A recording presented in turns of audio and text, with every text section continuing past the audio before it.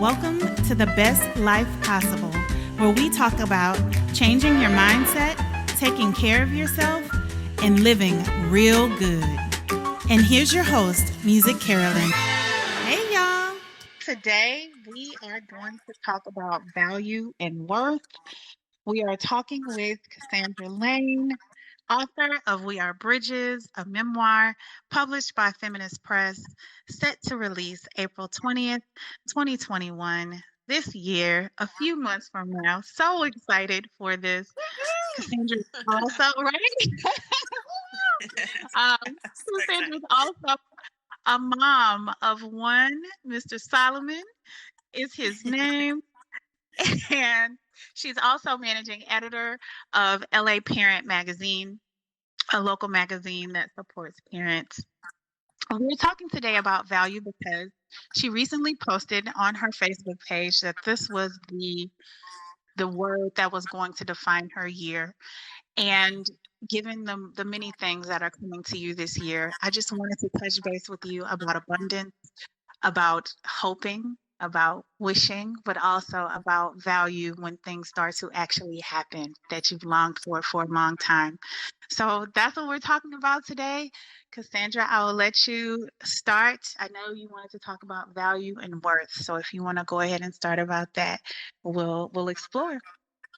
Awesome. Thank you so much, Carolyn. I'm so honored to be here to speak with you. I love your energy. We have worked Thank together you. at LA Parent Magazine. Yeah. You're a mom, you're a creative. And so this is just juicy and exciting to be able to be on here and explore my word of the year with you.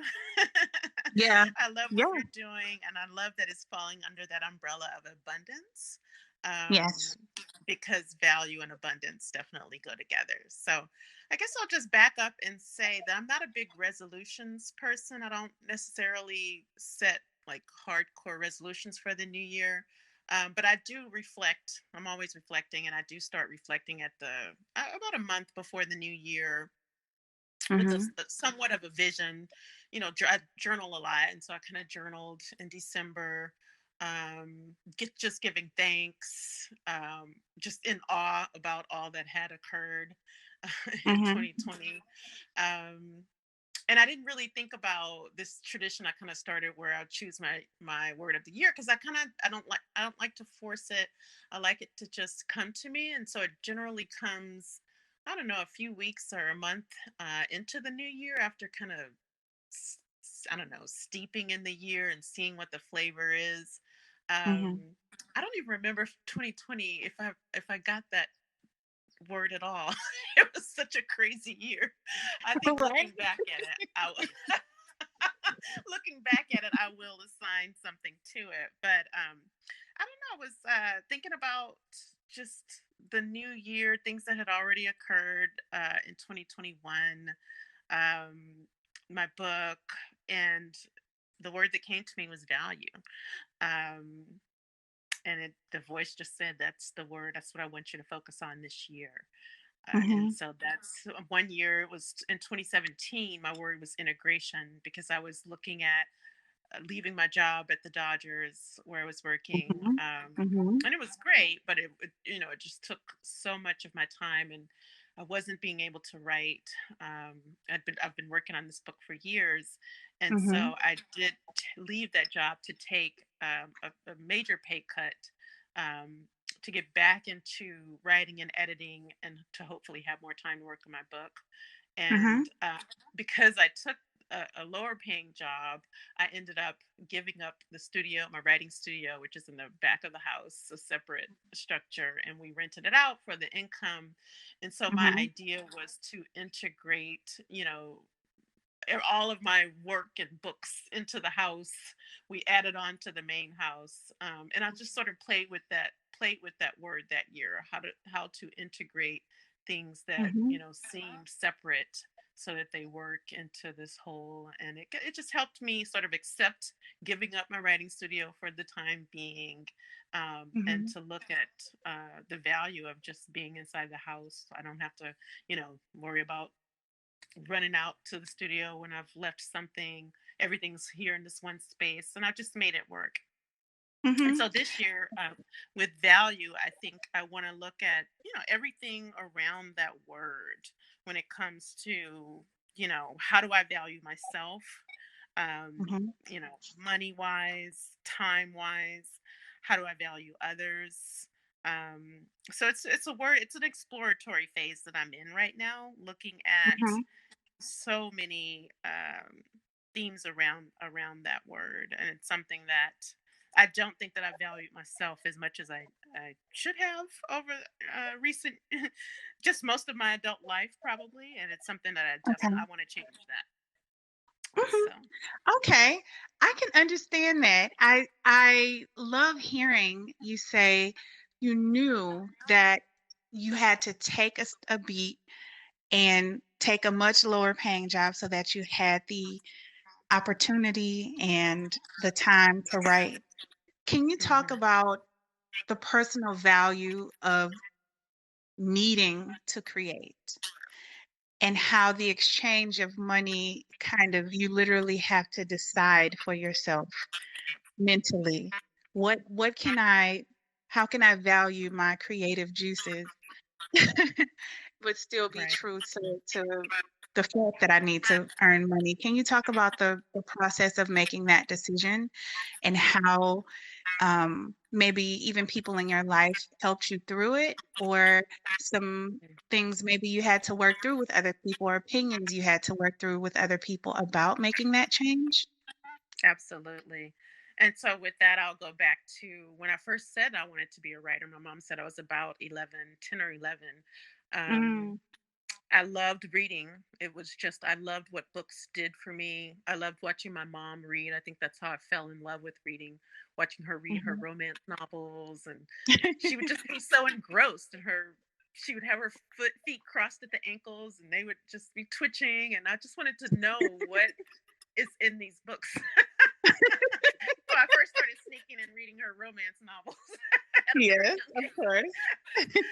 But then that expanded, and I found my own, books, and just fell in love. I read everything, dictionaries, encyclopedias, and I wanted to give someone the same feeling that authors gave me. I wanted to. I grew up in a tiny little town in Louisiana, and I wanted to travel. We weren't of means, and hadn't gone anywhere, but books allowed Mhm, me to travel. Books allowed me to get inside other worlds, eras, um, and so that's just what I really loved. Now once it came to, and I told my mom I'm gonna be a writer. Once it came to, those last couple of years of high school, though, I started thinking like practically, okay, what can I do to be a writer but still be practical? I didn't know any authors. I didn't know any mhm. Black writers. Um, it's my quote unquote compromise was to choose a career where I could write, but at the same time make a living. And at first, my major was technical writing because I had read something that, technical writers made a pretty good wage. I took one class and dropped it. I hated it. It was just so technical. Um, It was so so technical, then right? very, I was like, this is so dry. But technical writers, I mean, yeah, it's a valuable field. They can bring anything from the oil industry to Apple, whatever, in language that we can all understand. So it's a valuable field. But I changed mine to journalism because I liked the news. I felt like I could still be creative, and I could find some sort of job, a newspaper job. I ended up becoming the editor in chief of the campus newspaper. Did an internship at the local newspaper, and that paper hired me later to as a reporter Mhm, about 6 months after graduation. So I felt like, I was kind of on the right track, but I always knew that ultimately I want to write books. And so I told my mom, I don't know, as a teenager, that I'll work as a newspaper reporter for 5 years. I'll teach. I will work at a magazine, and then I'll retire and write books. And I've pretty much done all of wow. those things. I've worked at newspapers. I freelanced. I taught English and journalism for about 5 years at two different schools. Um, and I finally just finished my first book. So I didn't know it would take that long.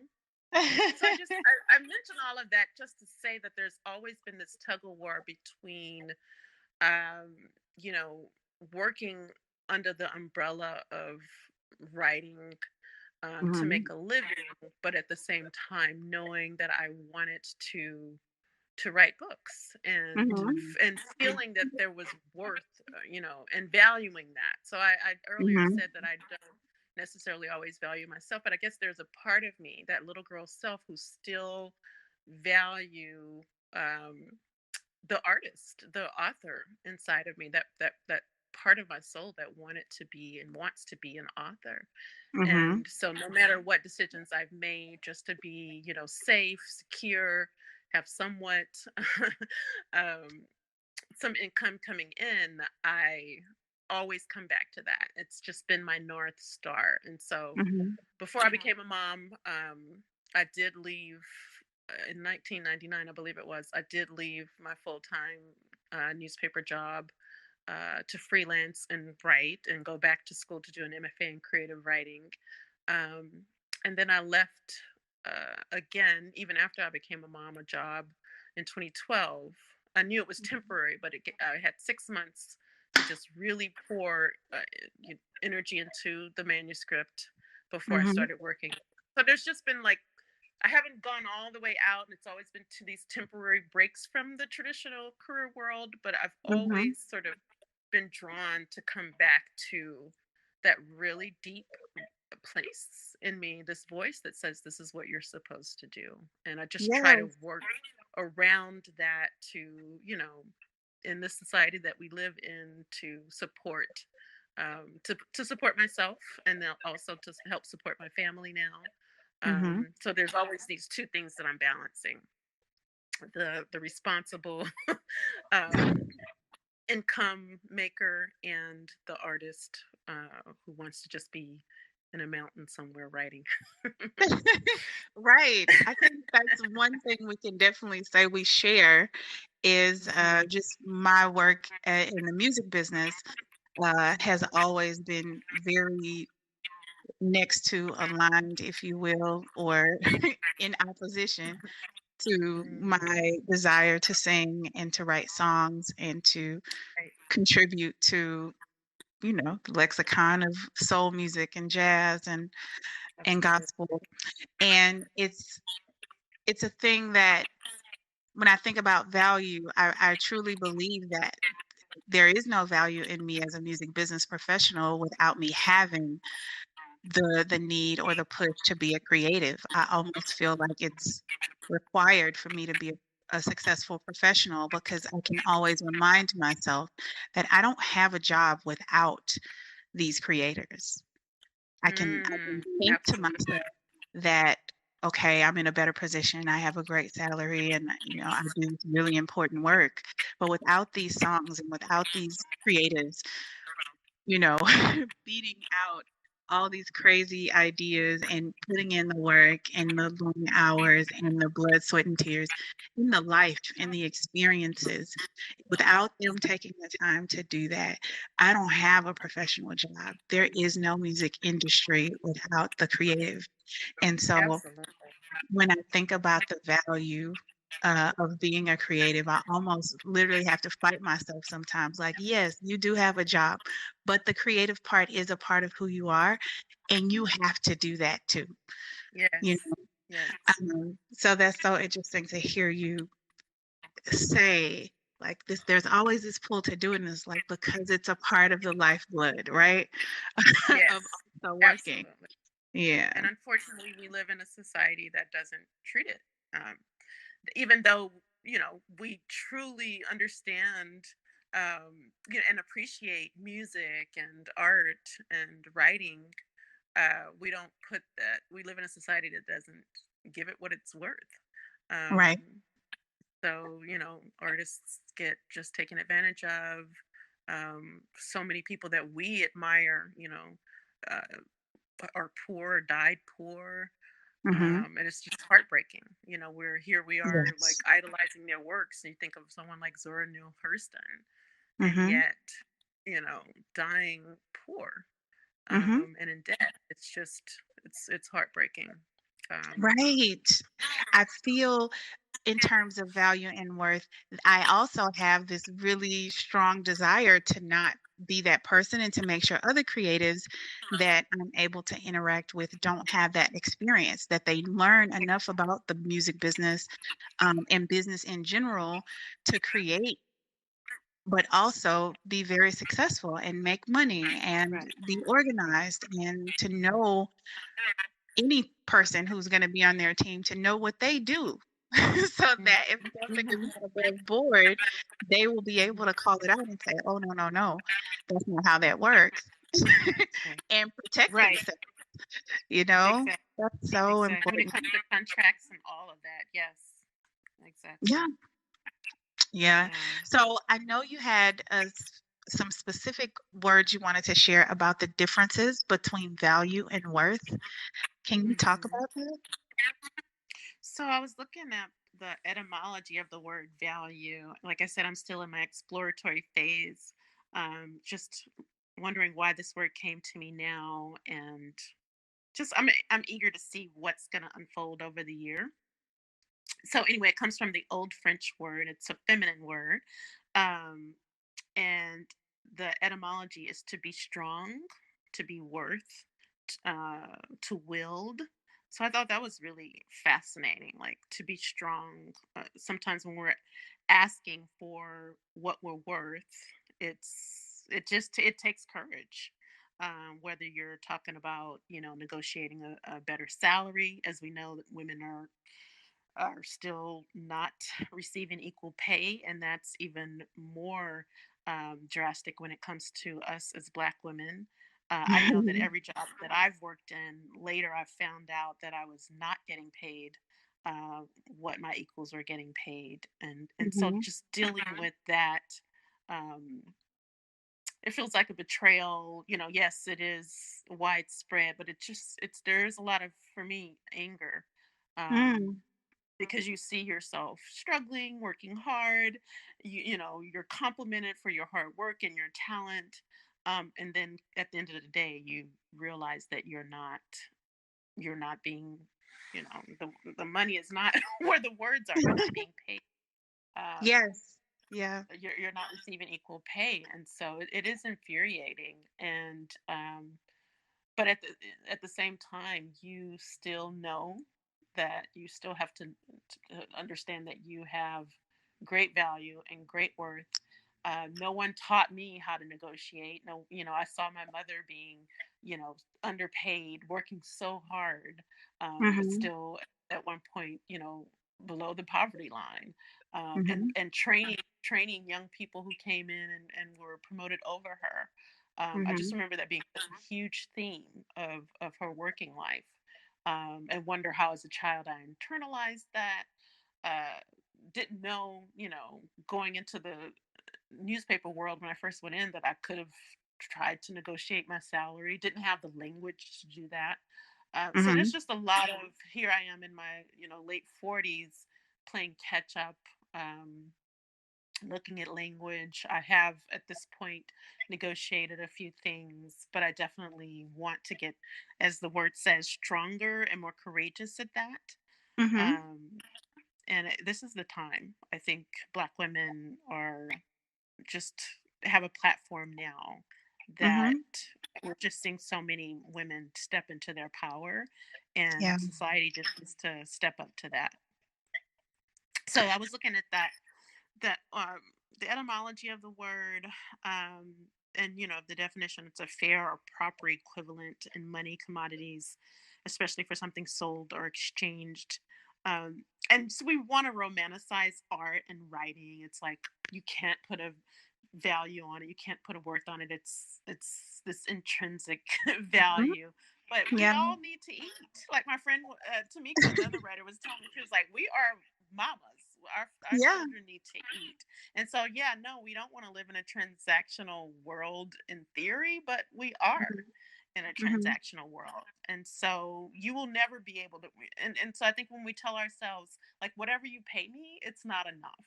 Like, Yes. you can't, how do you put a price on a human body, a human mind, a work of Mhm. art? You really can't, but you're gonna, Mhm. you need to demand that it's as high as it can be. Yeah. So I like that this comes under your umbrella of abundance, because Mhm. we we want to create abundance in our lives, and no, it's not all about money, but in this society, a structure that was already there when we were born, Yeah. money is a part of that. It's Mhm. just one part of the abundance piece. So I was looking at the difference between those two words, worth and value, and one thing that I saw is that worth is countable, value is not, Mm. is the quality, positive or negative, that renders something desirable or valuable. So you might Ooh. value, a plastic toy that you had Mhm. as a child because it just had, your grandfather gave it to you. It's not, you take it to a pawn shop, it's not worth anything, but Mhm. it's worth everything. It's so valuable to you um, because of that memory. Yes. So yeah, maybe you, maybe I didn't get um, the amount that I wanted for a painting, but I know that it has deep value to me, and so I think I just have to hold on to that as I Mhm. continue to navigate these two worlds of being a career woman and my art, and then seeing how they feed each other, like you were saying. I've been able to invest, like even now, investing in things that will hopefully promote my book, like paying for a website designer instead of sitting down and trying to figure it out myself because I don't have that kind of time. But Yes. what worth am I going to put on it? Yes, I paid a web designer Yes. to overhaul Yes. my website so that it looked beautiful and It professional, does. because it's worth Oh, it. Yeah, yeah. it's so And you too. yeah, The thank plants and you. the greenery. I'm just like, are we in her house right now? Because that's what I Yeah. feel. This is Yeah. yeah. And yeah, I'm how do you sorry. as an artist value another artist? So she is a woman of color, web designer. Come to find out, she wants to write. And so we've had these amazing conversations. I get to encourage her. I get to Mhm. pour money into her business. Yes. And I try to do that with small businesses and entrepreneurs, because I just think you know, that's how by supporting each other, we're giving worth to each other, and Mhm. we're just mirroring that in each other as artists and as Mhm. entrepreneurs. And so it's just was such a wonderful experience working with her.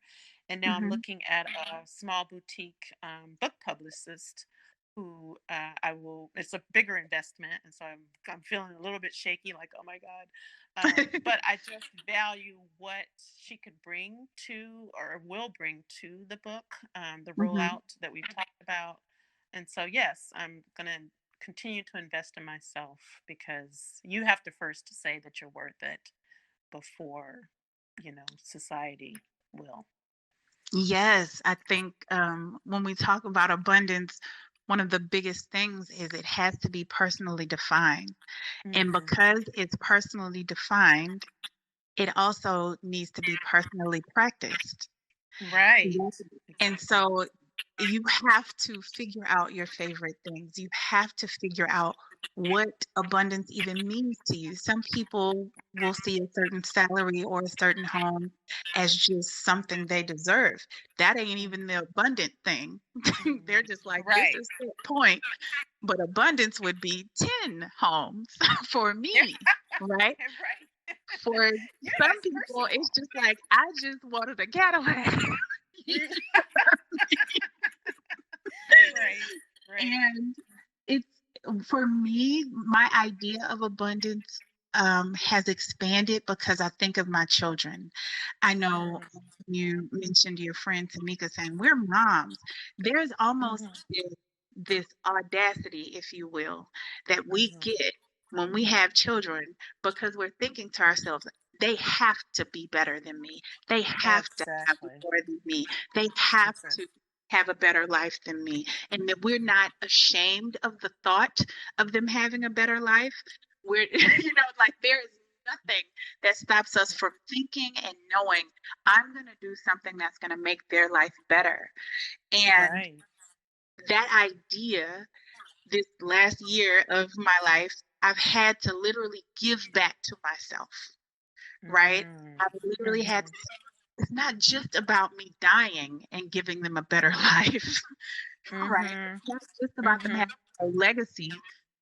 It's about me making a better life for me right now in this moment Absolutely. and thinking Absolutely. to myself, yes, I'm in a good place, right? I recently went through a divorce, and where I live now is better, and how I Mm. think now is better, and I love how it. I care for myself in the mornings, especially, is better. And there's all Yeah. these things that are improving for me because I decided, no, I can have better now, right? Mhm. Mhm. And Mhm. that thought has started to remind me that this is the value of it, is to say each day, not necessarily taking on a whole bunch of extra things, but like you said, investing in the ideas that I've always had and saying that they are worth other people having them, right? And Absolutely. I don't have to give it all away. I'll freely give away what I can, but I also do need to have a value add or a financial piece to it that would enrich me because it will help me reach more people. Um, Mm. and so that's how Affirm Tats came along. It was a personal ritual that I had started that helped me affirm myself because I'm very much this affirmer, this person who's constantly telling people, you're great, you're going to do awesome. And, really, I Yeah. just love encouraging people. But I literally had to ask myself, all this joy and energy I give out, how can I keep it for myself? And that's Mm. how the cats came up. Like there's just something that this visceral thing that came up that made me feel good about putting on these affirming temporary tattoos. Um, Mhm. and so I was like, okay, that I probably need to share this with other people. I want to share some of the words of affirmation that I would generally say to other people so they can wear these and they can show people these and share this good message. So that's Yes, I kind love of how that. it came about too. So yeah, Yeah. That's um, so empowering and so powerful. I just it has been, yeah, love it so much. I can't yeah, wait to and get my first pets. yes, they are coming. They're coming. It's been overwhelming. I recently had a like a virtual vision board party I was a part of, and the orders that came in were, beyond what I thought would happen. And I was like, okay, this is Wow, awesome. I love. And so Yeah. It's yeah, not like we can get real tattoos right now, in COVID. So it's right. great. You can't even get, here in LA where we are, you can't even go and get a Yeah. tattoo. So I should Right. make a Right. little promo about that. You know what I mean? You Until should. COVID is over. Get you some temporary tattoos so you'll know which one you want when you when everything starts Right. back up. That's funny. Oh But my yeah, gosh, I love it. I wanted to make sure we talked about value in terms of this pandemic and how so Mm, many people's now that we're talking about COVID, how so many people's value may have changed or their idea of their value has changed, whether or not they've changed jobs, their businesses have had to be shuttered, those types of things. mhm, What is your mhm, thought about how value or your personal value may change when your work changes? mm. So, like if you lose a job or If you change lose a jobs, job, I mean, yeah, but also mhm. just in other words, we have to separate our personal value from our titles, Oh, from true. our Mhm, businesses, and see mhm, ourselves as worthy, deserving, lovable, if you mhm. will, apart from what we can do for others or apart from what we can do as workers. How do we even Uh, do that? What are your thoughts about that? mhm. Absolutely. I think for me, career success is one thing, and I am ambitious, and I have enjoyed all of my jobs, because I go into each job as it's like going to school. Like, what can I learn? Look at these people. They're so Mhm. fascinating. They're each bringing, a world and a universe with them. Each person represents that. Um, so, what can I learn? And also, what can I contribute? And I've kind of hopped around, not really hopped around, I would say. Just when it's my time to go, I'm open to leaving. And so Mhm. I've averaged, you know, 2.5 to 3.5 years on in my positions. And they've just been rich experiences, hopefully on both ends. Mhm. Um, so I guess I don't necessarily I've never completely my identity has never been completely tied to that role, whether it was, as a staff reporter or community manager of the Dodgers or senior writer for an education nonprofit and even teacher. Um, Mhm. because I just feel like you can't hold on to things in that way, Mhm. and that even when you leave, that you're taking that experience with you. Mhm. um and because and maybe it's also because I always knew that I was a writer, so much of That's my true. value, my sense of value, comes from that writer part of me. And Right. people have been hearing me talk about writing for so many years and in different jobs. They know that Mhm. that's a part of me, even though the book wasn't there, and maybe they have their own judgments about it, like, oh yeah, right. But at the Mhm. same time, I still value that. Yeah, no, you can. People would say, "Well, what are your books? Do you have any books?" No, I don't have a book yet. I've had, chapters here and there, anthologies. Mhm. No matter what their judgment might have been on that, I Mhm. still valued it, and I still believe that one day I would, have books. Right. Um, but then it's like, okay, so that still is being tied to a role as an author. Um, Mhm. who am I if for some reason I lose? And I've thought about this, like, who am I if I somehow lose, usage of my fingers? Mm. Um, who am I if, if I have an accident and I can't write anymore? So I've been thinking about our minds and our hearts. No one can take that as long as we're alive. No one can take that away. And so, how do I Right. value my mind, my thought processes, my Right. heart, and what I feel, and my ability to forgive, my ability to love, my ability to love myself and others. So Yes. all of those things that are, yeah, they truly cannot. You can't put a worth on those things, but they're still they are indeed invaluable. Mhm. And then my faith. I remember leaving a job. I think it was probably the only job where it's a little bit contentious, um, where I got into it with the CEO.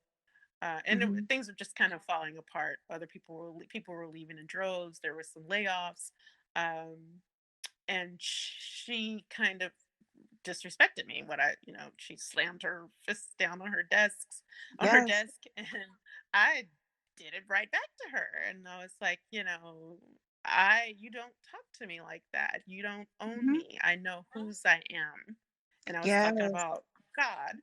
I'm not Mhm. yours. I'm not afraid. If you want to fire Mhm. me, and oh, that's so funny because it was actually about salary.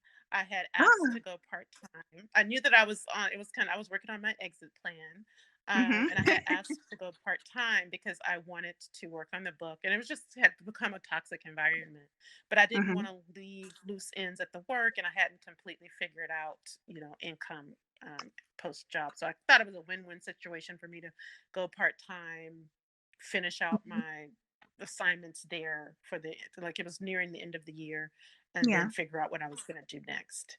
And so we had agreed on this salary for my part-time for my cut and pay.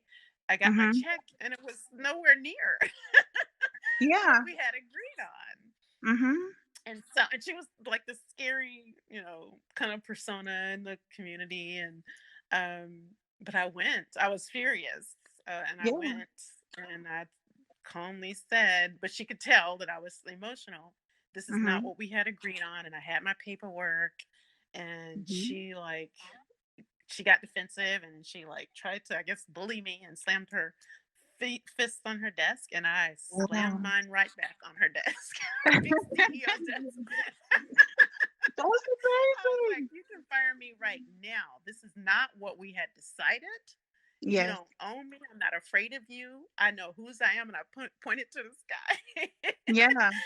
Wow, And that's yeah, and amazing. so yeah, it was so funny. She first said I was fired, and then Mhm. I went upstairs like to get my stuff, and then they ended up coming up and telling me, calm down, things are fine, we'll work it out. I got my the rest of my salary, and I ended up finishing out the next month or so. Okay. So yeah, there was that moment Yes. where it Oh was my a big gosh. thing of. I So I I think don't. Oh, go ahead. No, go ahead. I was going to say, Oh, I just was. going back to your question about who are we outside of our titles. In that moment Yes. of stress, I said that I was God's child. I am God's creation. I am creating God's image. And Yes. without this job, without money, no matter how scary it is, I am worth more than than your Yes. treatment of me. So, Yes. yeah. Wow. Okay. So I don't tell many people this story, but because people can figure out who it is if they really try to research. But I will say I had a moment at a job where I quit like in the moment and I never Mm. came back. I was kind of being mistreated by the superior who was kind of breaking the rules to get his commission. He was kind of giving sponsors. This is where I try to strategically not suggest who it might have been, but he was giving sponsors more benefits than they were paying for, and it was allowing him to kind of keep more of his commission because he was technically selling a higher package, if you will, than they Wow. were paying for. But I was the one who had to implement these higher things.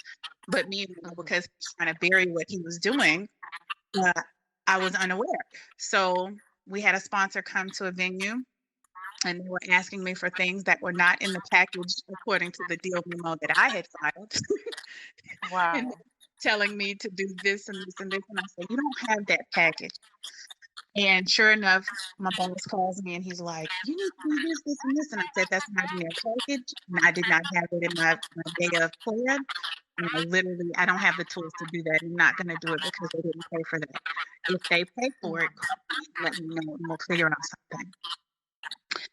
And he Mhm. goes, "I tell you what to do. I'm your boss. You do what I tell you to do."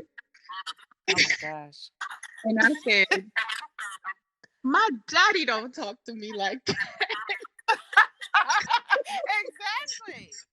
When And I push said, comes to "I shove. quit.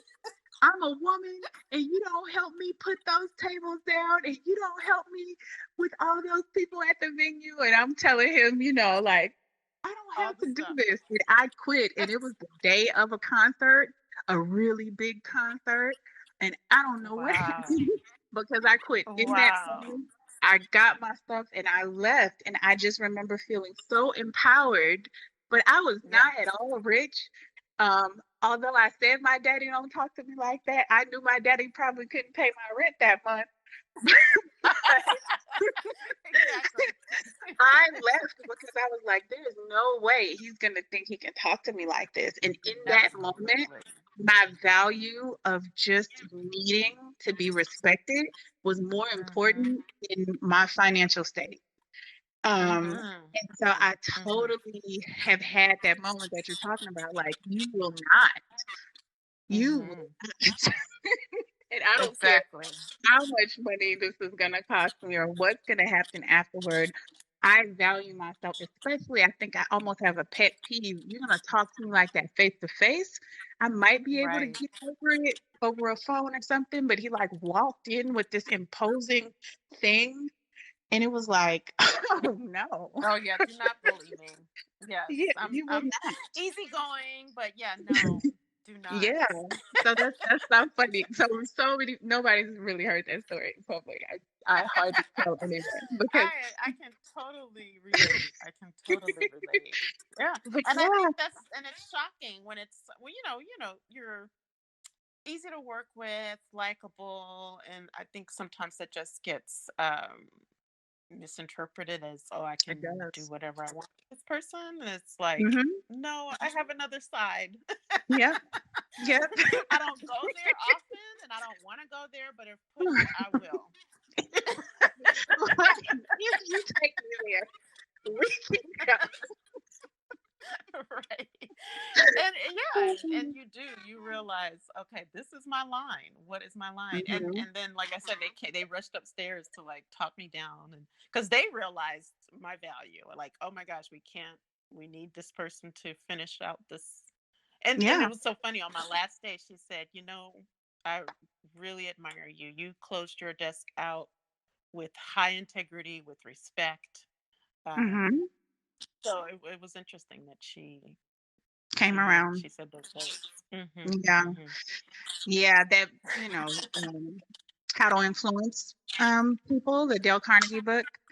I know I'm saying it wrong. I hate when I do that. What's the title of the book? I should figure that out right Oh, I don't think I've read that one. now.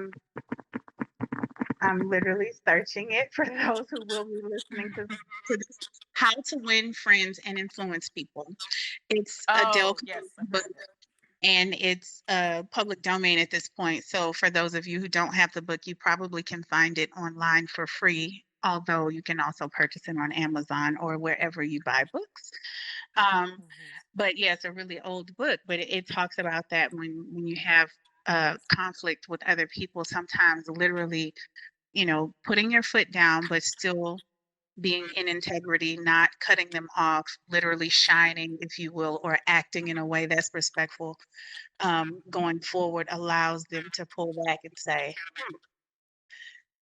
I recognize that you were actually right in this moment. And it's like you yeah. prove it with your actions and not with words almost. Mm, Mm, interesting. so anyway, that's a different way to look at value as well, is to just value yourself and hold yourself in a high regard, regardless of how someone else may treat you. And they kind of come around and say, wow. Mhm, mhm. Well, Absolutely, I love that. we've definitely come past our 30 minutes. So I just wanted to ask if you wanted to share whatever, how you want people to keep in touch with you on the web. Obviously, we have the pre-saves, or pre-saves in the music, but the pre-orders for books Oh, for people. thank But you. yeah, just go ahead and let the world know how they can keep in touch with you. Oh, thank you so much, Carolyn. This was so wonderful. Yeah. So, my website is cassandralane.net.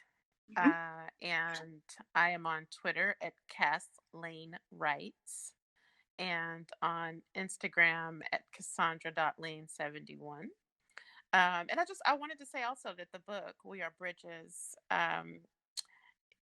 it's actually an experiment in value. It traces the lynching of my great grandfather, who was from Mississippi, Mhm. and my pregnancy with my son, and my determination to, one, look at history, but also to reimagine it and to create this blueprint for my son and for myself that was bigger than that, that Mhm. was better than that, because even though his life was stolen and snatched, we all know that he was worth so much. And Yeah. that's why they wanted to steal his life, because they thought he was too uppity, Mhm. as a black man, whatever that means, because he obviously valued himself. He Mhm. obviously knew his worth, and they didn't like that, and they took that from him. And so I wanted to honor his name, his legacy, even though we don't know much about him besides his name. His name was Burt Bridges. Mhm. And also to let my son know what that history was, and to let my son know that his ancestors were worth far more, and so is he. And we can create our worth through our creative endeavors, through our passions, whatever it is, despite what the world might or might not give us. So, Wow. Oh, that's good.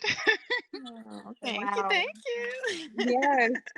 Well, thank you all for listening. I am Music Carolyn with Affirm Tats. You can find Affirm Tats at affirmtats.com.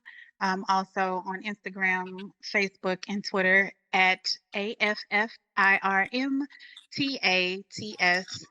all over the web. And yeah, on Tuesdays, you will be able to hear me talking on Instagram, but also in our upcoming podcast. And thank you all for listening. I hope you guys continue to value yourself. I hope you guys know your worth and just continue to live in abundance. Thank you. Love it. Yay. Bye. Thank you. Bye, Cassandra. Bye, Carolyn. Thank you for listening to the Best Life Possible podcast with Music Carolyn.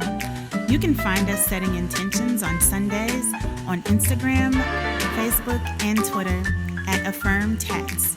You can also get your wearable words of affirmation at affirmtats.com.